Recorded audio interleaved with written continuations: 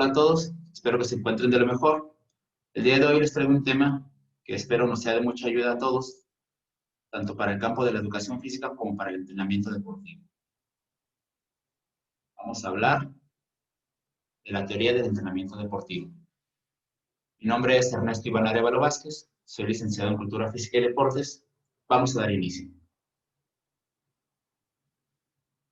A manera de introducción, vamos a mencionar que las capacidades físico-motrices se dividen en dos grupos: capacidades físico-motrices condicionales y capacidades físico-motrices coordinativas.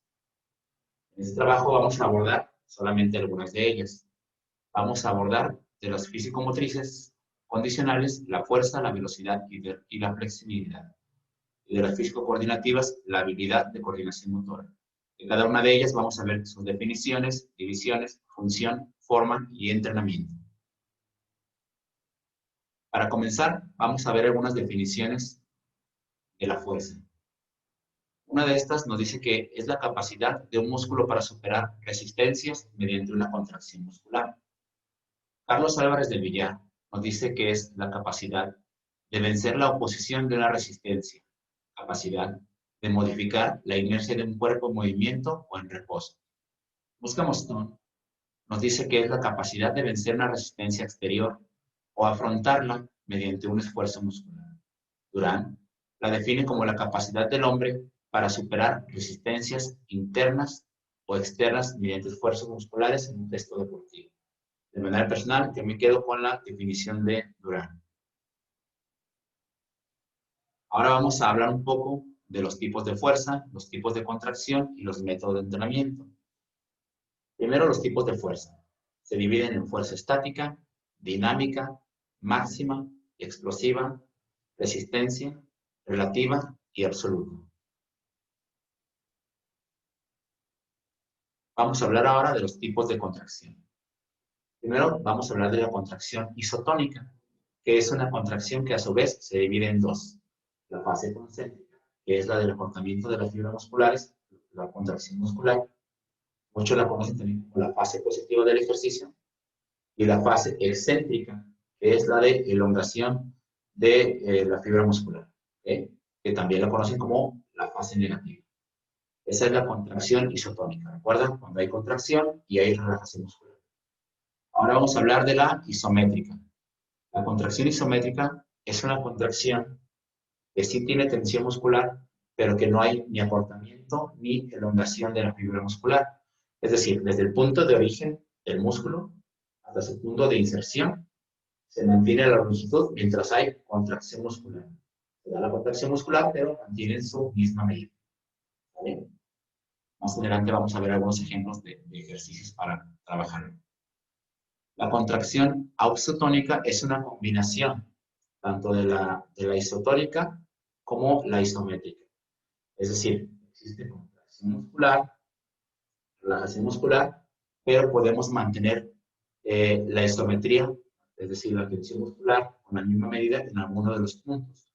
Por ejemplo, podemos estar haciendo flexión de brazos para trabajar la fuerza del bíceps y en la repetición final podemos mantener a la mitad del recorrido para que se mantenga la medida, pero haya contracción muscular y eso genera un estímulo diferente en el músculo y le va a generar estrés y recuerda que esto es lo que nos ayuda a mejorar. Por último tenemos la isocinética. Es muy parecida a la isotónica. La única diferencia es que en la fase isotónica existe una contracción muscular completa y una relajación completa. Y en la isocinética no. En la isocinética hay siempre tensión muscular, tanto en fase concéntrica como excéntrica. ¿Okay? Esa es la diferencia principal. Vamos a mencionar algunos métodos de entrenamiento. También sabemos que existen muchísimos, pero pues no nos alcanzaría el tiempo.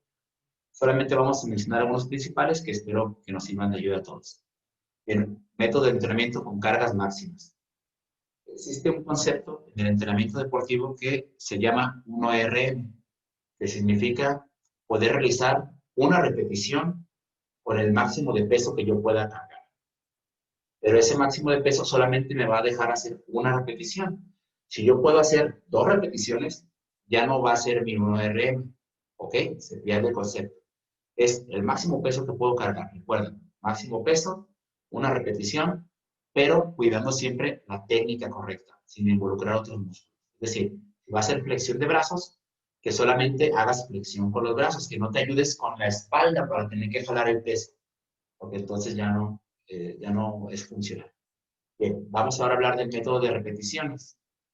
Varía en cuanto al volumen de carga de la 1RM, es decir, es mucho más bajo. Voy a cargar entre el 50 y el 70% de mi 1RM, pero lo voy a cargar en más ocasiones para generar el estímulo muscular. Vamos a hablar ahora del entrenamiento piramidal, que consiste en ir ascendiendo el peso conforme van ascendiendo las repeticiones y después irlo bajando. Voy a poner un ejemplo. Yo realizo flexión de brazos o de bíceps con una mancuerna de 5 kilos, 5 repeticiones. Termino e inmediatamente con una de 10 kilos hago otras 5 repeticiones, termino e inmediatamente con una de 15 kilos hago otras 5 repeticiones y después en esa misma serie otras 5 repeticiones, ahora con 10 kilos y finalizo con 5 repeticiones con 5 kilos. Por eso se le conoce como piramidal. Va de menos a más y de más a menos. Vamos a hablar ahora de un tipo de entrenamiento que se da énfasis en la fase concéntrica. Recuerden que la fase concéntrica es la fase de acortamiento de la fibra muscular. ¿Ok? ¿Cómo le damos énfasis a esta parte? Haciendo la contracción muscular más lenta y manteniendo el músculo en tensión por más tiempo.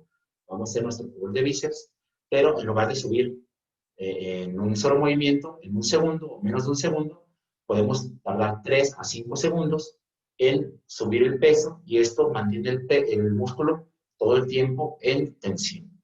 Eso es dando énfasis en la fase concéntrica. Tenemos otro que dice dando énfasis en la fase excéntrica, que es lo opuesto.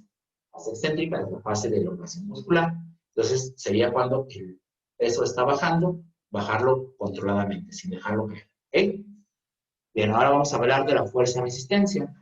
Trabajar este tipo de fuerza nos ayuda a mantener los movimientos por un tiempo más prolongado, pero con una eficiente contracción muscular.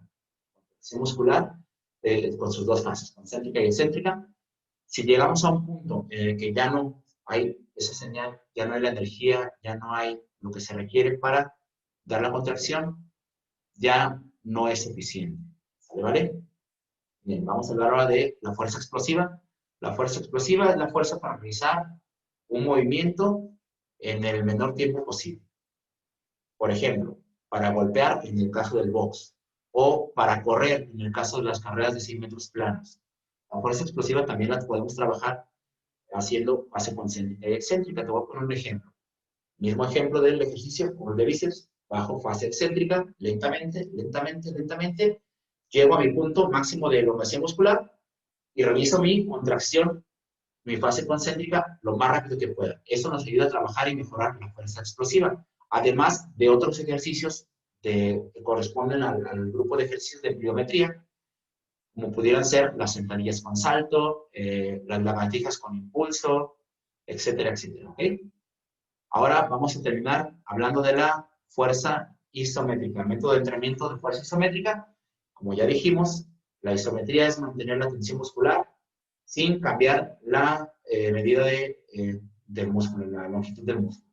Fase de origen, fase de inserción, no hay acortamiento de la fibra, pero hay tensión muscular. Un ejemplo de este tipo de entrenamiento son las planchitas que se han vuelto tan populares en los gimnasios y en internet, y los retos de las planchitas, etcétera. ¿Okay? Bien.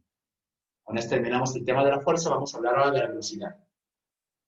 La velocidad, vamos a comenzar por unas pequeñas definiciones. Grosser dice que es la capacidad de alcanzar en determinadas condiciones velocidades máximas de reacción y de movimiento. Powerfield nos dice que es la capacidad del deportista de realizar acciones motoras en un tiempo mínimo. Pompa la define como la capacidad para desplazarse o moverse rápidamente. Vamos a ver algunas clasificaciones de la velocidad. Varían de acuerdo a los autores, pero son muy parecidas entre sí. Clasificación número 1, velocidad de reacción. Velocidad gestual o de movimiento y velocidad de desplazamiento. Otra clasificación que también encontré es velocidad de reacción, que si te fijas está empatada con la primera clasificación, pero después varía clasificándola como velocidad en movimientos cíclicos y velocidad y movimientos acíclicos. ¿Cómo se aplica esto? Velocidad y movimientos cíclicos, es decir, cuando se realiza un gesto deportivo, como por ejemplo en las carreras, por una serie de veces repetidas. Por ejemplo, en los 200 y 400 metros son movimientos cíclicos, porque se está realizando braceo, se está realizando zancada con la misma frecuencia. Velocidad en movimientos acíclicos es cuando solamente se da la contracción máxima en ciertos puntos de la competencia deportiva. Por ejemplo, en el caso del esgrima, cuando se da la estocada, se hace una contracción acíclica. Es solamente por ese momento, después no hay ese tipo de contracción, después otra vez voy a atacar y otra vez hago lo mismo. Pues ese es un ejemplo perfecto, la estocada en el esgrima o los golpes en el boxeo, las patadas en los artes marciales. Bien, vamos a analizar ahora algunos factores que influyen de manera general, es decir, a todos nos afectan o nos benefician para el desempeño de la velocidad, como son la técnica, es decir, dar un buen braceo, mantener la postura corporal, la mirada, dar la zancada correctamente, correr en línea recta, el apoyo del metatarso para dar el impulso, etcétera, etcétera. La fuerza para la contracción muscular, sobre todo en movimientos explosivos. Recordemos que la velocidad requiere mucho de la fuerza, van muy de la mano. Por último tenemos la resistencia. Como ya mencionábamos, la resistencia nos ayuda a mantener la contracción muscular durante un tiempo más prolongado con máxima eficacia. Bien, ahora vamos a ver algunos factores que influyen de manera específica, es decir, solo me pueden influir a mí, o solo le pueden influir a él, o solo le pueden influir a ella. ¿Okay?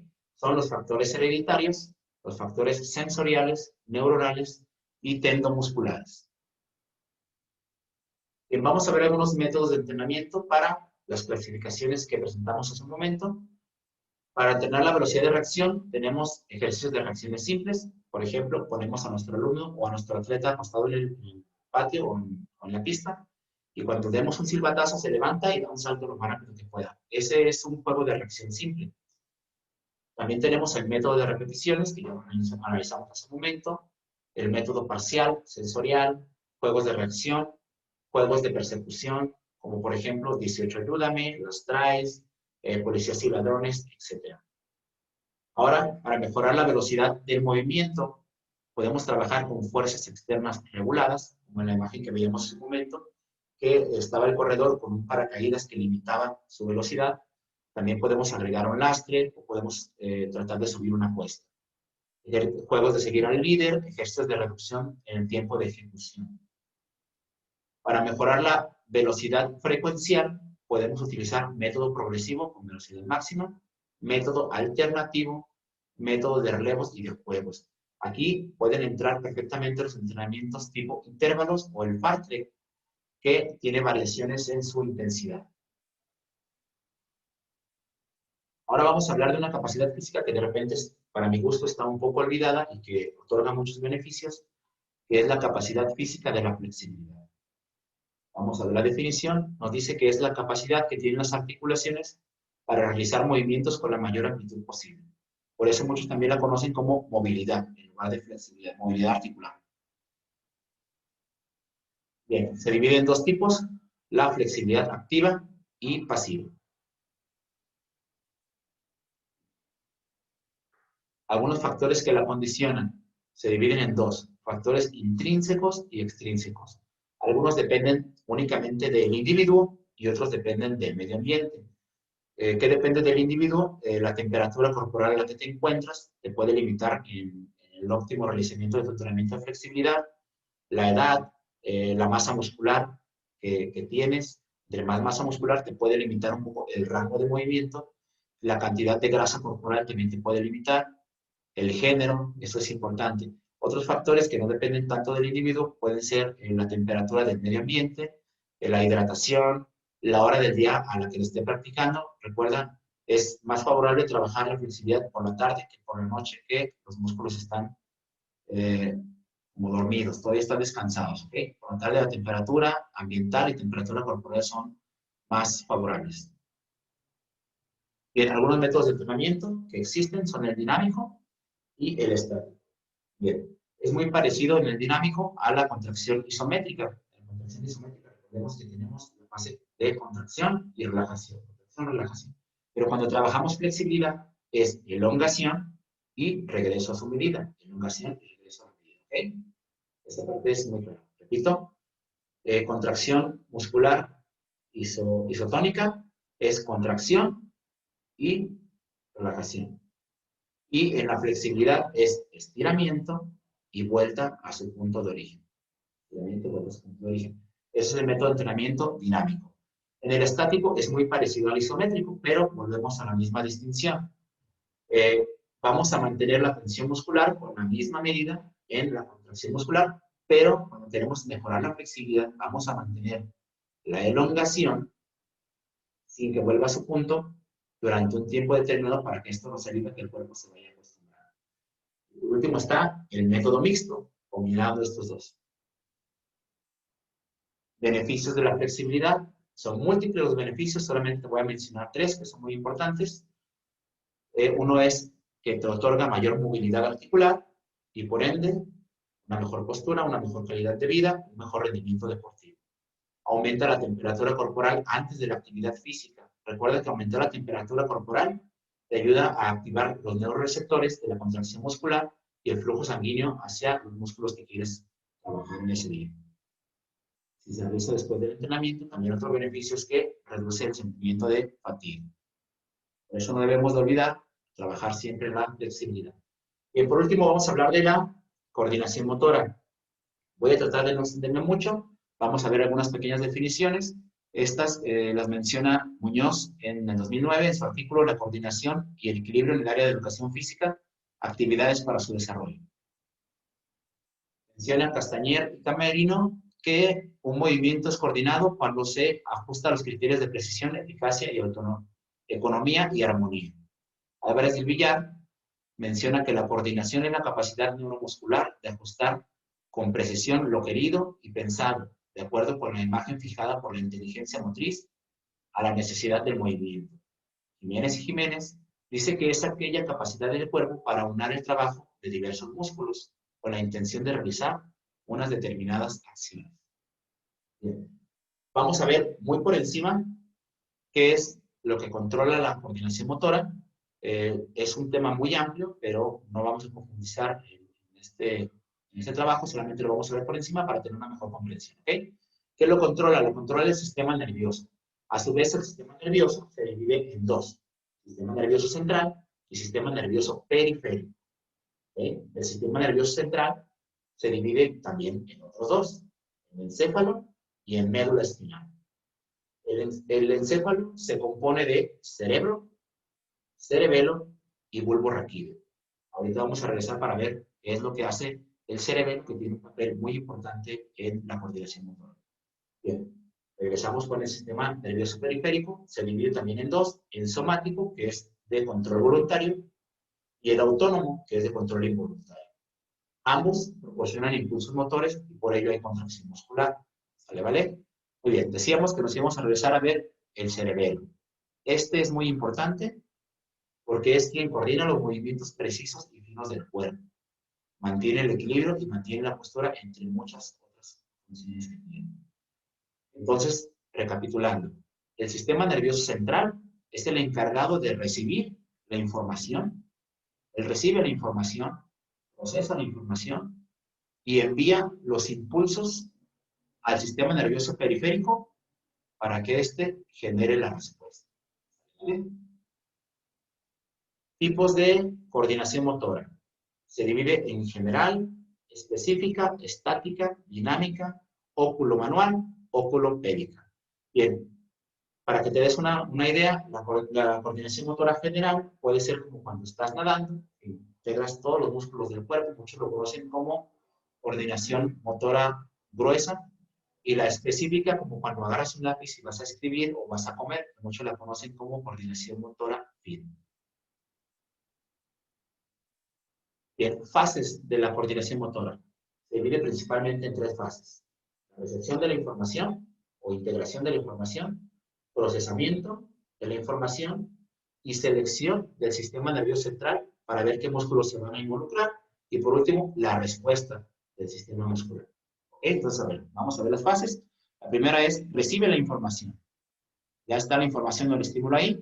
Después la procesa y decide quiénes son los que le van a ayudar para dar la respuesta. Y por último, envía la respuesta al sistema muscular.